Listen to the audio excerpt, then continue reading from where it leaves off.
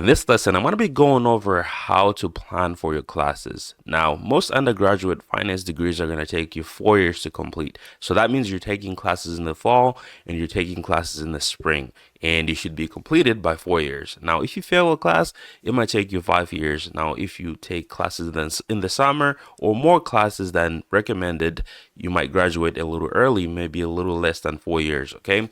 Now, I don't recommend taking classes in the summer because the summers should be reserved for internships. This is something I'm going to cover later on in a future lesson, but you should not be taking classes in the summer unless you need to. Now, to plan for your classes, you're going to need to go to your college advisor. So most colleges are going to offer you an advisor. So when I went to college, I was under the School of Business, and we had a bunch of advisors, and you'd get assigned to one depending on your last name, right? So it was alphabetical order. So this advisor had all the people with last names starting with A through maybe F, and then the next one had the other people.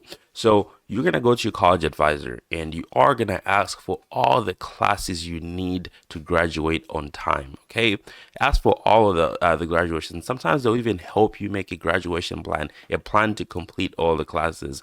Now, and even give you some recommendations. So what I would do is I'll sit down with that advisor and ask them, hey, what classes should I take my first semester? What classes should I take my second semester? All right, now I'm going on to my second year. What classes should I take? Right? They'll even give you some really good tips, but they're not always going to be the best resources to use. Some advisors don't fully know about your major. They don't really know the best classes to take and when to take them. They don't know what professors to take, right? So you have to just get the list from them and get their recommendations. Now, once you have that list, you're going to take this to someone who is a senior in college in your major, or a friend. It might be a friend or a stranger or anyone really. Ask them, hey, this is my schedule for the next 3 years. What do you think? These are people that have already taken those classes. These are people that have gone through what you're about to go through. So they're going to recommend professors. They're going to recommend schedules. They're going to recommend, hey, instead of taking this class your second year, I would wait to take it to your third year or maybe your last year in college, right? So you need to do that. Now, if you don't have any friends or any if you don't feel like approaching someone who is about to graduate, go to a professor, a finance professor, right? And ask them, hey, this is my schedule for the next 4 years. They're going to have some really good recommendations for you. Maybe rearrange this class instead of taking corporate finance 1 and corporate finance 2 a year apart. Take them a semester apart, okay? Now, these are people that are going to help you create the best schedule. Do not just depend on your college advisor. Now, I'm going to share with you a template here that you can use to plug in your classes and the credit hours you need in order to keep track of that. So this is how you are going to create your schedule. So now this is going to be available for download in the resources section of this video. So I'm going to go ahead and share my screen with you guys so you can see what I'm looking at here. Okay, now there you go. So now this is our tracker here. This is how you're going to track your class. So this is a 4-year academic plan. Now you can add additional years here if it takes you 5 years, or you can remove this one here if it takes you 3 years to graduate. Now, to use this, you can see that this is the first year, right? So the year is comprised of the first semester, which is the fall semester, and the second semester, which is the spring semester. And this does not account for the summer semester, because you should not be taking classes in the summer unless you need to.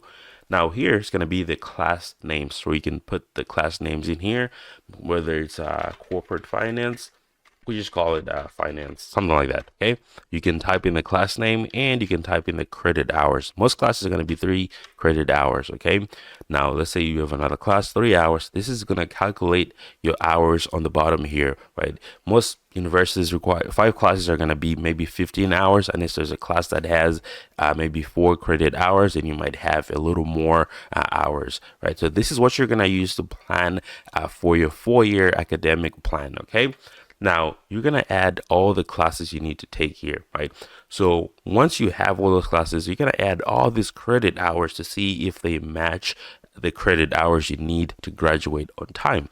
Now, once you sit down with, let's say that, you've gotten the list of the classes from your college advisor, and you went to a friend who's a senior in college in your major in finance, and they ask you to switch they recommend that you switch some classes, maybe not take this the last year of college, maybe take this at the beginning, and you go to a professor, a finance professor, and you ask for that same help, and they do some recommendations, and you create this schedule here using the file that I just showed you, which is available for download. Now you're going to go back to your college advisor and you're going to say, hey, this is the schedule that I have put together, right? And you want them to approve it, okay? You might even want to go to two different college advisors, to just see that, this advisor, they might be missing something. So if you go to another one, they might catch something that the other one missed. You're going to ask them, hey, this is the schedule. Does this conflict with anything? Am I going to be able to graduate on time if I follow this schedule?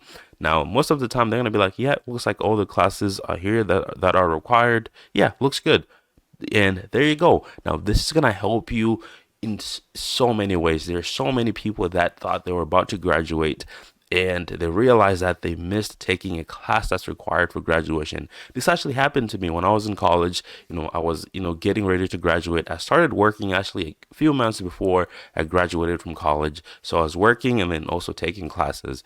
Now, it was close to graduation day, and I'm looking in my portal where I was able to see my progress for graduation, and it was stuck at 99%. I was like, what am I missing? So I looked through my schedule, and it looks like I took all the classes that were required until I found this one class that was missing. This was a class called finance accounting for finance majors. I'm looking at this, I'm like, there's no way I missed this class, because I went over my schedule every semester. Before the start of every semester, before I registered for classes, I called my advisor to get my schedule approved, to just get it looked at. Now, I'm having a headache. I'm looking, I'm like, I know I looked at every class. I know I took every class. Now I email my advisor. I get no response. I'm panicking. I'm like, I'm ready to graduate. I'm already working this full-time job, and they're just waiting for me to provide proof that I graduated. Now, if I don't graduate, I'm going to lose my job. Eventually, the advisor, I go to the advisor's office. This all happened on the weekend. And then on Monday, I go to the advisor's office and we start looking through my degree plan, and they realized that the school had upgraded or had changed one of the classes that I required for finance majors to graduate. But this did not affect me, since I was, this was for future classes, but this updated the system. So my record showed that I was missing that class, right? But I graduated on time because, they just needed to exclude me from that update, since I had enrolled in college years before that took effect. Now, this is why you need to make sure that your academic plan is solid. Most people actually miss classes that they're supposed to take, right? And they can't graduate on time because they just weren't proactive about their schedule. They're gonna say, well, I asked my academic advisor, and they didn't help me, or they told me to take these classes and I missed this class. You can't blame them. You have to take accountability. You have to be proactive about your schedule. You have to be the one that's going out there and making sure that your schedule is accurate, and it's going to be able to make you help you graduate on time. So that's pretty much it for this lesson. I'll see you guys on the next one.